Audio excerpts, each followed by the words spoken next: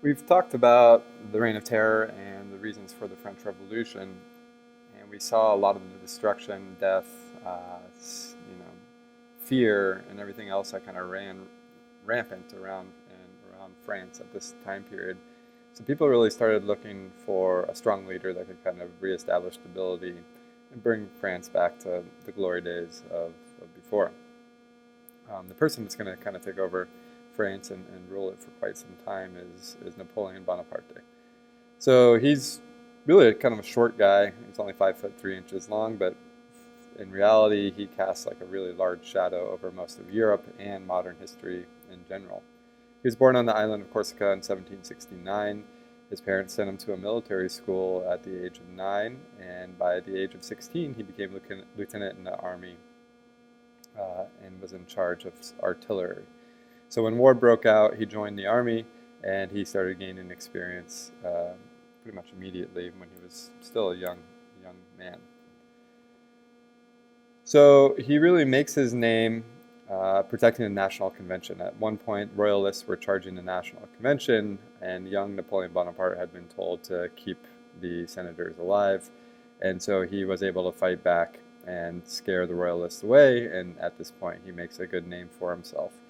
In 1796, he's appointed general to fight Austria and Italy, where he won many victories, kind of growing his mystique and his legend as he went.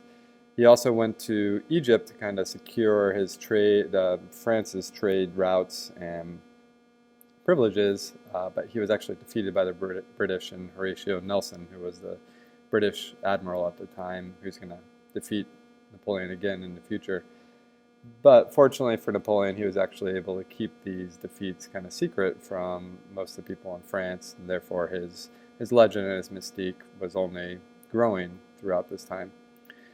By 1799, the Directory had lost all control of the political situation, and so friends of Napoleon told him and supported him to do a coup d'état, where an army takes over the government and installs, the government or the army leader as kind of a dictator. So this happens. It's successful, and Napoleon takes place as the dictator. And they're still fighting European powers, specifically Austria and Russia and Great Britain. But by 1802, he's able to establish a peace, and so therefore he's able to concentrate on restoring order and bringing stability back to France itself. So instead of reverting back to the times before Louis XVI, Napoleon actually does adopt and keep a lot of the advances of the revolution, but at the same time he tries to strengthen central authority, therefore putting himself kind of at the top of the hierarchy. First and foremost, he wanted to reestablish economic benefits and economic growth. He established an efficient tax collection system. He created the first national banking system in France, and he took steps to end corruption and inefficiency in government. In addition, he set up something called lycées, which were government-run public schools where people, after they were young men, after they graduated, would be given positions in the government. And these positions weren't given due to your hereditary family, but more due to your excellence in the classroom. So that was a benefit for the people of France. In addition, he brought back religion to the country. Remember, during the Reign of Terror, they really tried to get rid of religion as a whole, but Napoleon knew that the peasants and the majority of the people liked Roman Catholicism. They'd been Roman Catholic for hundreds of years.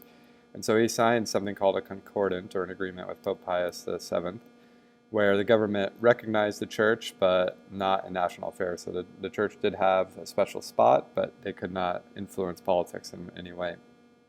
And so in this way, Napoleon gains the support of a majority of the people, and especially the peasants of France. He also establishes something, and he thought this was his greatest move, called the Napoleonic Code, which was a law system. It really did limit some of the liberties that people had. So, for example, it revokes freedom of speech and freedom of press, which was promoted during the French Revolution. And he tries to consolidate and promote order and authority over rights. He also restored slavery in the West Indies, which a lot of people disagreed with at the time.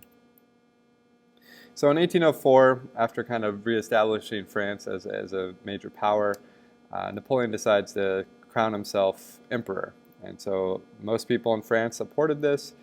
And so you can see in this image, he actually takes the crown from the Pope himself and puts it on his own head. And this is symbolic because it shows that Napoleon thinks and knows that he's above the church and that the church does not crown the king crowns himself. So Napoleon decides that he wants to expand his territory in the Americas to really solidify his empire. But unfortunately, the people of Santo Domingue, which is Haiti, kind of demanded the same privileges as the people of France. And this starts kind of a rebellion.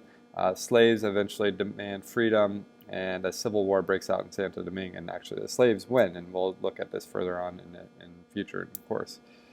It was a very bloody war. You can see that there was a lot of catastrophe, atrocities going on at this time. You can see this white Spaniard or Frenchman getting strung up by the liberated slaves. Anyway, so to cut his losses, Napoleon sells the Louisiana territory to the United States, and this had two benefits for France. One, France gained money, and two, Napoleon knew that the United States would kind of become a power at this point and would be a challenge to the British supremacy in the world. So Napoleon turns his eyes back to Europe, and he's known as one of the most effective military leaders in the world in history. And so he was very successful in gaining a lot of territory in Europe. So Napoleon has a desire to control all parts of Europe. He annexes the Austrian Netherlands and parts of Italy, so those become part of France. He sets up a puppet government in Switzerland that kind of just says yes to Napoleon, whatever he says. And these are the countries that really face off against him are Britain, Russia, Austria, and Sweden. So they challenge France, and they make an alliance with each other to fight against France. But they get defeated. The Napoleon and the French troops were much superior, and especially at something called the Battle of Austerlitz in 1805, which is in Austria. He crushed an Austrian and Russian force, and it's after this point that they don't really have any resistance. So Austria, Prussia, and Russia eventually sign peace treaties with Napoleon. So really his only opposition is the naval fleet and power of Great Britain. And this power is going to come to light. Britain's really the only navy left, or the only enemy left for Napoleon to fight in Europe. And they defeat Napoleon at a battle called Trafalgar on the sea.